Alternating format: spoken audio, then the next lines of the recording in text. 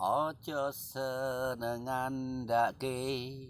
alane wong liya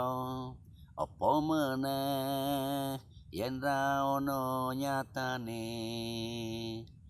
dikira wong do seneng yen krungu critamu ora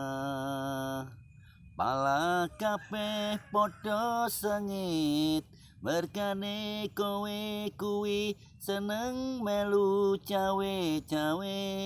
karo urusane wong liya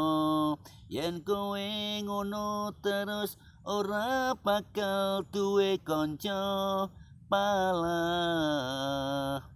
diatoi karo tangga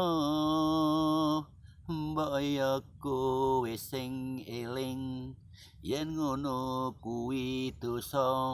yen mati kowe bakal mlebu neraka neng kono kowe disiksa ilatmu dipotong-potong diobong nganggo geni sing panase kaya mrapi para wedi